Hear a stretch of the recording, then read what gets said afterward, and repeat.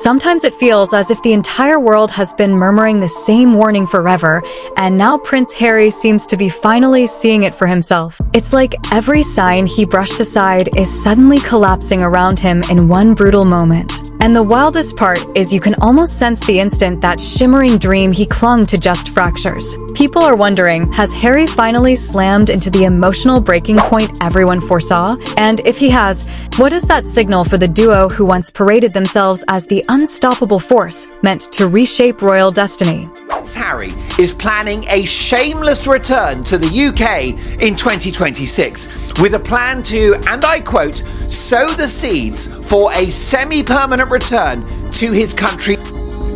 Harry is on the verge of some type of serious meltdown here. We saw it with a quite deranged statement released.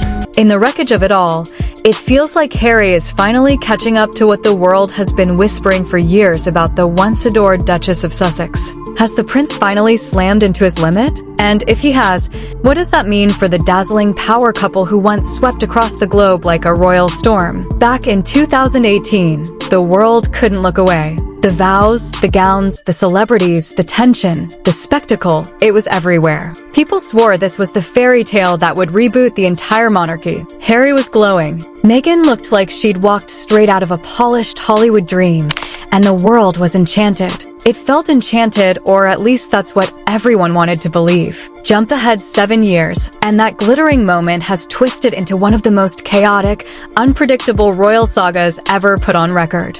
And trust, they shall be united with one another in heart, body, and mind, as Christ is united with his bride, the Church.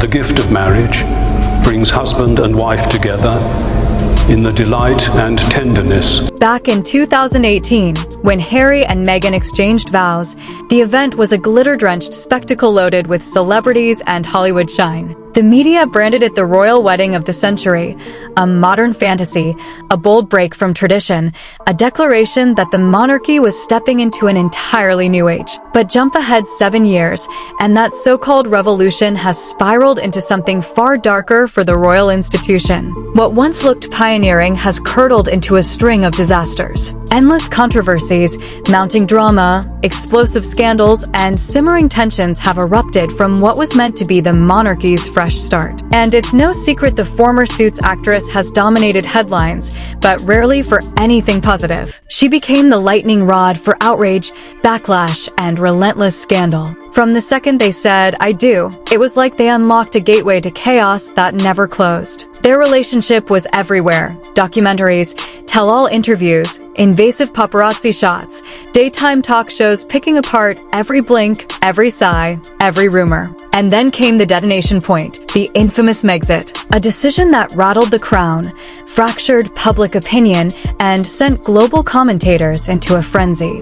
Will step down from all future royal duties. It was confirmed that the couple will lose their public funding and no longer use their royal titles. Well, last night, Prince Harry addressed... The story of Meghan and Harry has been a storm the world simply refuses to stop dissecting. The instant they walked away from their royal roles, the entire narrative flipped on its head. Some hailed Meghan as the one who freed Harry, while others accused her of dragging him from the only world he'd ever belonged to. And then the media chaos exploded. The vicious tabloids, the racially charged headlines, the spiraling conspiracy theories, non-stop whirlwind of drama that refused to fade. We're not walking away. Our hope was to continue serving the Queen, the Commonwealth, and my military associations, but that choice detonated across global headlines and, for a moment, felt like the entire world spiraled into uproar. And truthfully, the chaos didn't end there. The allegations, the sit-down confessions, the shock-filled exposes, it was as if every month ignited a brand new blaze around them. Even after all that, the couple packed their bags and relocated to California. Sunshine, independence, Hollywood power circles. It was meant to be the clean slate they'd been chasing. It was unprecedented. There was a public backlash, not against their decision to step back. I think there's huge sympathy for the idea that they weren't happy and that they want to live a more peaceful life, as it was put. This wasn't the usual royal squabble. It felt like a direct strike at the very foundation of the crown. But beneath the California sunlight and red carpet glamour, the fractures slowly began to widen. The shine wore off, the sympathy dwindled, and suddenly Harry didn't look nearly as bold as he had during those Oprah confessions. Their escape hadn't been a mission to dismantle the monarchy, it was a desperate attempt to outrun it. Yet now, after years of insisting he was lighter, freer, finally unshackled, Harry has begun to look strangely wistful, like a man haunted by something he left in the rearview mirror. And then everything detonated when he dropped that 647-word essay, the bond, the bants, the bravery. It was meant to feel patriotic, contemplative, soulful, but instead it threw gasoline on an already burning fire. In those 647 words, he painted Britain with such tenderness, such yearning, like someone circling the truth of what he missed, but refusing to speak it plainly, and the public attacked instantly. Is he longing for home? Is he regretting the entire fallout? One quote in particular sent the internet into meltdown. Though currently I may live in the United States, Britain is and always will be the country I proudly serve. People said it read like a coded cry for rescue, like the emotional armor was finally cracking. One commenter wrote, "He wants to go home so badly," and honestly, it didn't sound impossible. Body language analysts jumped in, arguing that his phrasing, may currently, always will be, hinted at a deep, unresolved ache, a raw, buried homesickness. First the marriage, then the exile, then the media whirlwind. But while half the world believes he's raising a white flag and pleading to return, others swear he's simply honoring Remembrance Day. Still, the timing, the sentiment, the sudden drop of his guard, it all felt suspiciously like a man inching dangerously close to his emotional limit. And that's when things got even more chaotic. Harry and Meghan, once the glittering modern fairy tale duo, now look like they're collapsing under the weight of the story they built around themselves. The Hollywood starlet and the royal spare, a love story meant to reinvent the monarchy, now feels more like a blockbuster script spiraling out of control. The younger son of King Charles suddenly seems as if he's mapping out a quiet exit plan from the very world he engineered in America. And people can't stop asking how a man born with an entire kingdom at his feet ended up here. A prince with everything, status, luxury, lineage, now wading through PR catastrophes, stiff public moments, fading influence,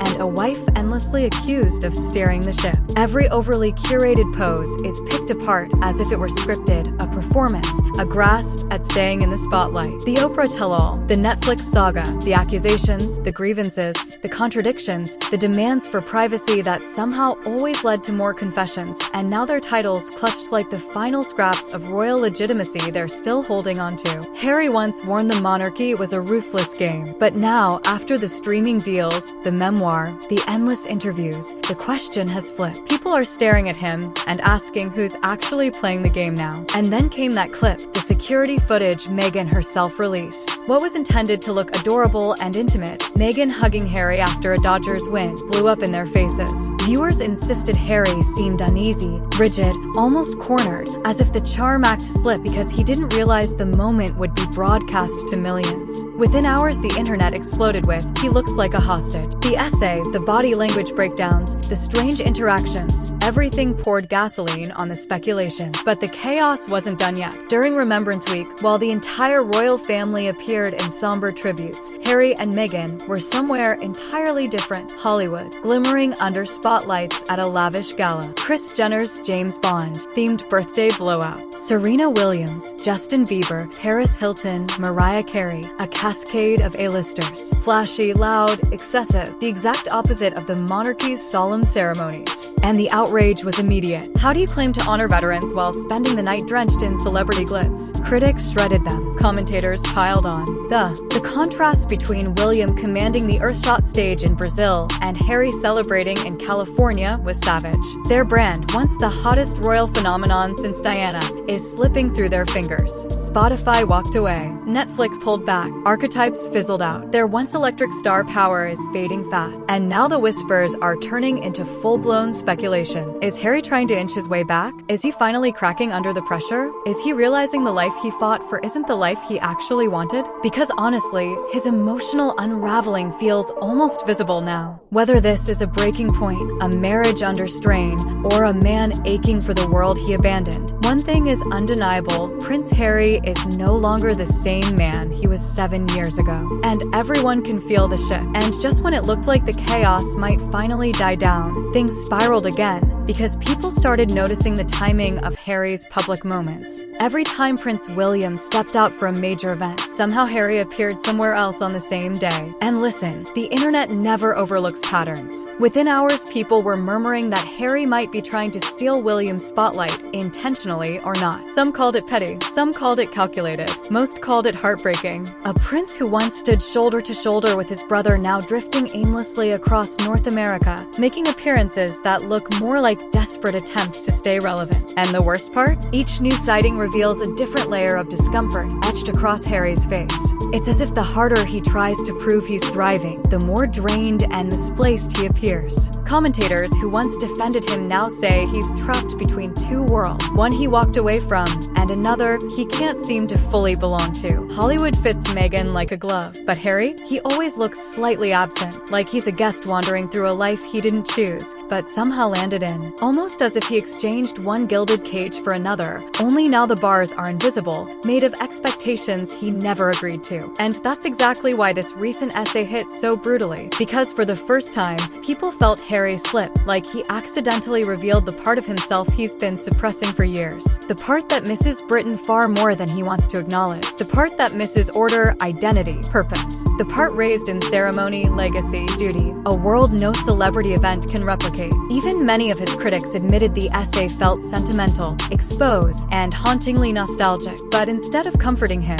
it triggered a firestorm, because now everyone is debating whether this is the first sign of an emotional collapse or the first hint he wants out of the life he's built with Meghan. And the rumors about strain between them? They've erupted. Insiders claim the California fantasy has begun to lose its sparkle, that the once unbreakable front they presented is splintering behind closed doors. And Meghan's recent appearances aren't calming the speculation. The hyper-styled outfits, the theatrical poses, the way she seems hyper-attuned to every lens in the room while Harry stands beside her looking drained and quietly uneasy. People online joke that he looks like a man who's aged a decade in a year, or worse, a hostage blinking twice for help. It sounds extreme, sure, but the reactions aren't coming from nowhere. Harry's recent expressions look less like a man madly in love and more like an exhausted father of two trying to survive the relentless circus of optics and expectations. And then comes the biggest question floating in every comment section. Could Harry actually return?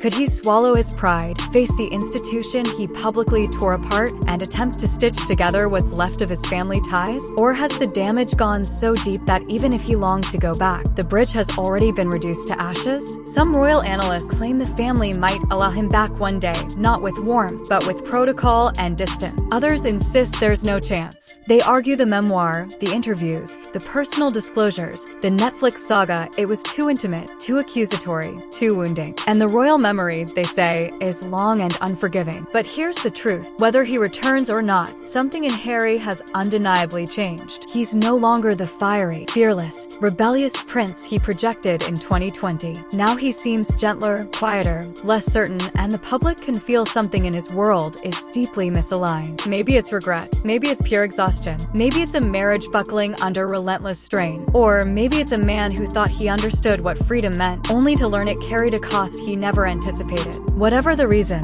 the world is watching because Harry's life no longer resembles the fairy tale he once stepped into. It's beginning to look like the opening chapter of something raw, turbulent, and painfully human. And everyone can sense that whatever comes next is going to be explosive.